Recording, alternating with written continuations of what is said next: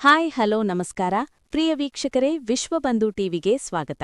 77ನೇ ಗಣರಾಜ್ಯೋತ್ಸವ ದಿನಾಚರಣೆ ಐತಿಹಾಸಿಕ ತಾಲೂಕಾ ಕ್ರೀಡಾಂಗಣದಲ್ಲಿ ದಿನಾಂಕ 26/1/2026ರಂದು ಮುಂಜಾನೆ 9 ಗಂಟೆಗೆ ಶ್ರೀಮತಿ ಶ್ವೇತಾ ಮೋಹನ್ ಬಿಡಿಕರ್ ಉಪವಿಭಾಗಾಧಿಕಾರಿಗಳು ಜಮಖಂಡಿ ಅಧ್ಯಕ್ಷತೆಯಲ್ಲಿ ನೆರವೇರಿತು.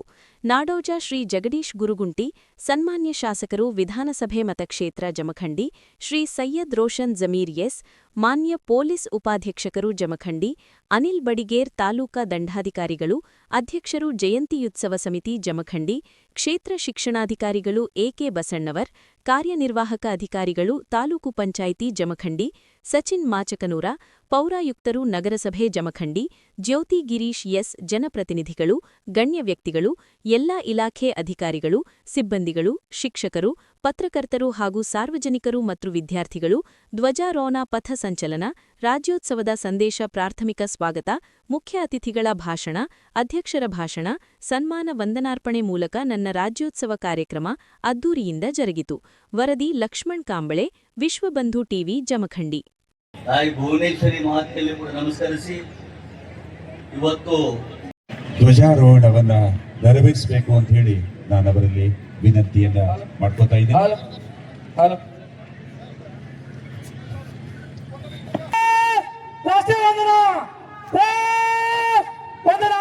ಶಾಸ್ತ್ರ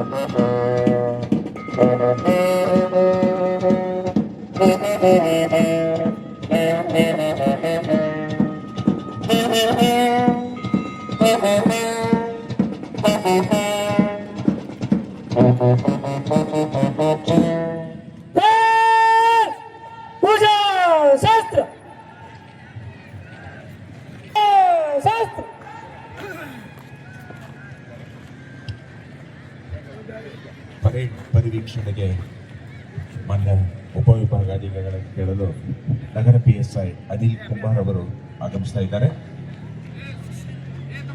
ತಮ್ಮ ಪರಿವೀಕ್ಷಣೆಗೆ ಸಜ್ಜಾಗಿದೆ.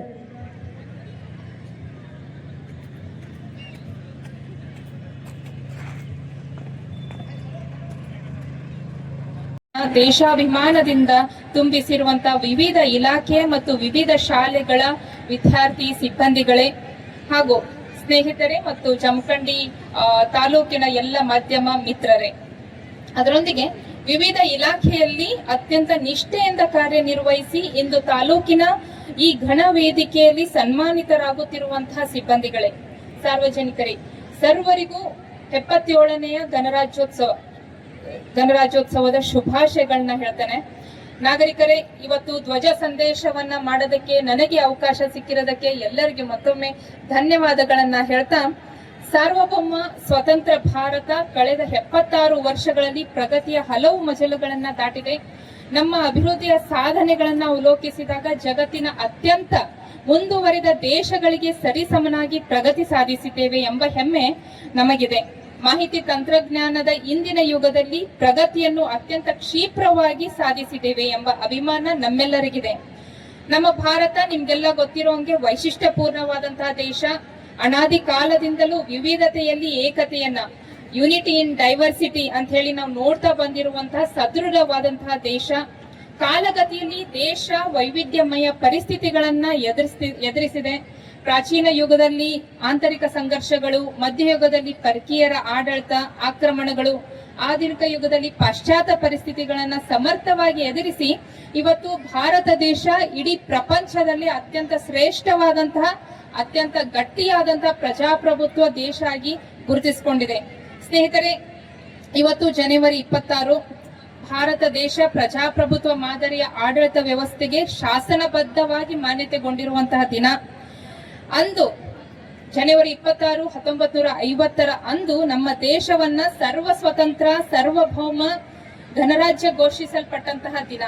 ಅಂದಿನಿಂದ 26ನೇ ತಾರೀಕಿನನ್ನ ನಾವು ಗಣರಾಜ್ಯೋತ್ಸವ ಅಂತ ಹೇಳಿ ಹೆಮ್ಮೆಯಿಂದ ಆಚರಣೆ ಮಾಡ್ತಾ ಬಂದಿದ್ದೇವೆ.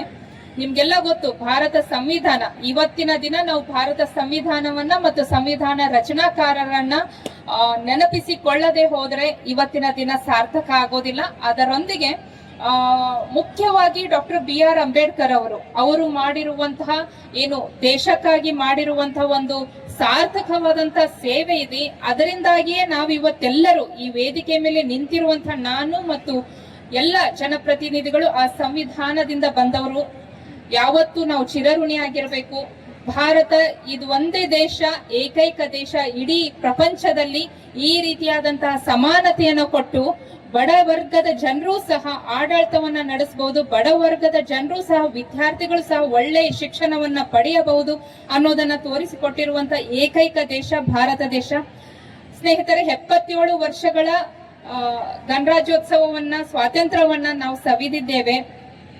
77 ವರ್ಷದ ಹಿಂದೆ, ಅಂದ್ರೆ ನನ್ನ ಧ್ವಜ ಸಂದೇಶ ಪ್ರಾರಂಭವಾದಾಗ ಹೇಳಿದೆ, ಸರ್ದಾರ್ ವಲ್ಲಭಾಯಿ ಪಟೇಲ್ ಅವರು, ಡಾಕ್ಟರ್ BR ಅಂಬೇಡ್ಕರ್ ಅವರು, ಬಹಳಷ್ಟು ಮಹಾತ್ಮ ಗಾಂಧೀಜಿಯವರು, ಬಹಳಷ್ಟು ಗಣ್ಯ ವ್ಯಕ್ತಿಗಳು ಈ ದೇಶ ಮುಂದೆ ಈ ಸಂವಿಧಾನವನ್ನ ಹಿಡ್ಕೊಂಡು ನಡೆದಾಗ ಯಾವ ರೀತಿ ಇರುತ್ತದೆ ಅನ್ನೋದನ್ನ ಹೇಳಿದ್ರು.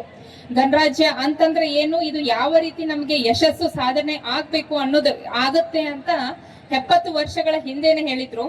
ನಾವು ಒಂದ್ಸಲ ಸಿಂಹಾವಲೋಕನವನ್ನ ಮಾಡಿದಾಗ, ನಮ್ಮ ದೇಶ ನಡೆದು ಬಂದಿರುವಂತಹ ದಾರಿಯನ್ನ ನೋಡಿದಾಗ, ಹಿಂತಿರುಗಿ ನೋಡಿದಾಗ, ಎಸ್, ನಮ್ಗೆ ಸಾಕಷ್ಟು ಕಷ್ಟಗಳಿತ್ತು, ಸಂಘರ್ಷಗಳಿತ್ತು, ಬಡತನ ಇತ್ತು, ತೀರಾ ಅನಕ್ಷರತೆ ಇತ್ತು, ತೀರಾ ಆಹಾರದ ಕೊರತೆ ಇತ್ತು ಸ್ವಾತಂತ್ರ್ಯ ಬಂದ ಹೊಸದಲ್ಲಿ.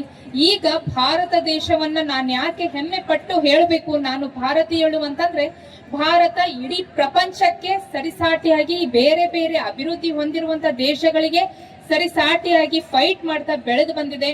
ಇವತ್ತು ನಾವು UN ವಿಶ್ವ ಸಂಸ್ಥೆಯಲ್ಲಿ ನಮ್ಮದೇ ಆದಂತಹ ಒಂದು ಅಸ್ತಿತ್ವವನ್ನ ಕಂಡುಕೊಂಡಿದೀವಿ.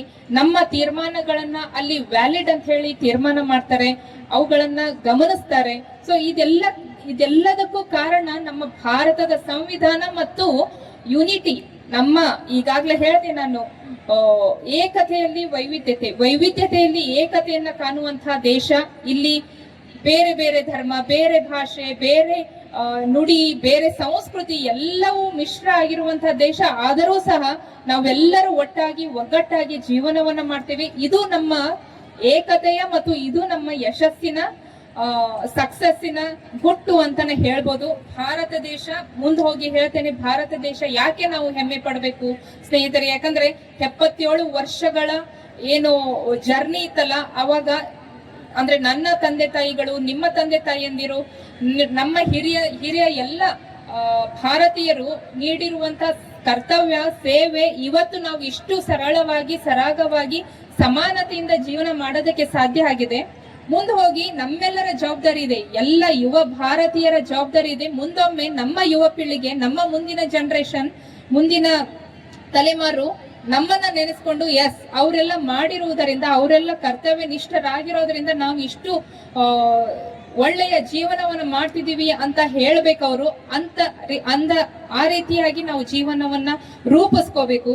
ಸ್ನೇಹಿತರೆ, ಇವತ್ತಿನ ಈ ಸಮಯದಲ್ಲಿ ನಾನು ಖಂಡಿತವಾಗಿಯೂ ಭಾರತದ ಸಂವಿಧಾನದ ಬಗ್ಗೆ ಹೇಳಲೇಬೇಕು. ತಮ್ಗೆಲ್ಲ ಗೊತ್ತು, ನಮ್ಮದು ಲಿಖಿತ ಸಂವಿಧಾನ 22 ಭಾಗಗಳು, 395 ವಿಧಿಗಳು, 12 ಅನುಸೂಚಿಗಳನ್ನ ಒಳಗೊಂಡಿದೆ. ಮೂಲಭೂತ ಹಕ್ಕುಗಳು, ಮೂಲಭೂತ ಕರ್ತವ್ಯಗಳು, ರಾಜ್ಯ ನೀತಿ ನಿರ್ದೇಶಕ ತತ್ವಗಳು, ಶಾಸಕಾಂಗ, ಕಾರ್ಯಾಂಗ, ನ್ಯಾಯಾಂಗ, ಸರ್ವೋಚ್ಚ ನ್ಯಾಯಾಲಯ, ಉಚ್ಚ ನ್ಯಾಯಾಲಯ, ಮತದಾನ ಪದ್ಧತಿ, ಸಾರ್ವಭೌಮತೆ ಮತ್ತು ರಾಷ್ಟ್ರ ಧ್ವಜ, ರಾಷ್ಟ್ರಗೀತೆ ಎಲ್ಲ